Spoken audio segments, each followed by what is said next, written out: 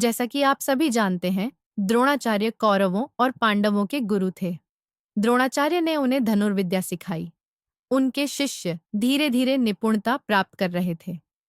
द्रोणाचार्य ने सोचा, मैं इन सभी को सिखा रहा हूं, लेकिन मुझे यह पता लगाना होगा कि उन्होंने कितनी कुशलता आत्मसात की है।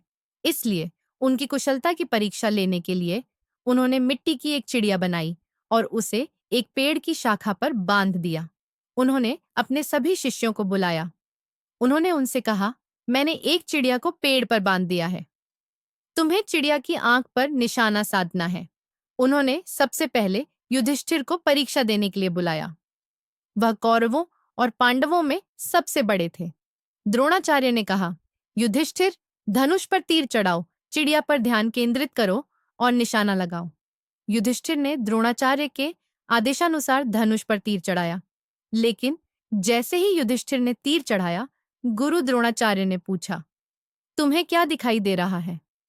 युधिष्ठिर ने उत्तर दिया, गुरुदेव, मुझे पेड़, चिड़िया, आप और मेरे सभी भाई दिखाई दे रहे हैं। द्रोणाचार्य ने उन्हें धनुष और तीर नीचे करने और अपने स्थान पर वापस जाने के लिए कहा। उसके बाद दुर्योधन की बारी थी।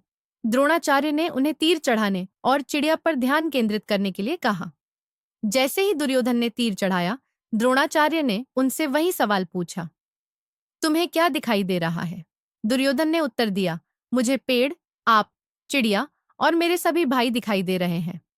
द्रोणाचार्य ने उन्हें अपने स्थान पर वापस जाने के लिए कहा।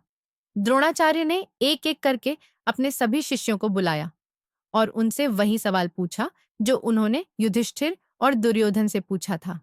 लेकिन सभी ने एक ही जवाब दिया, किसी ने भी, गुरुदेव, मुझे केवल चिड़िया की आंख दिखाई दे रही है। सभी शिष्य अर्जुन के उत्तर पर हंसे। लेकिन बच्चों, क्या आप जानते हैं कि क्या हुआ?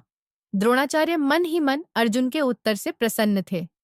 वह रुके और अपना प्रश्न दोहराया, अर्जुन, ठीक है, अब ठीक से देखो, तुम्हें क्या दिखाई दे रहा है? अर्जुन ने उत्तर दिया, गुरुदेव, मुझे केवल चिड़िया की आंख दिखाई दे रही है और कुछ नहीं। इस उत्तर से प्रसन्न होकर द्रोणाचार्य ने कहा, बच्चे, तीर चलाओ। अर्जुन ने अपने तीर से चिड़िया की आंख को भेद दिया।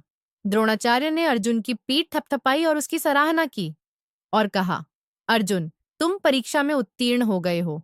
तुम इस युग के सर्वश्रेष्ठ धनुर्धर बनोगे। तो बच्चों, हम इस कहानी से क्या सीखते हैं?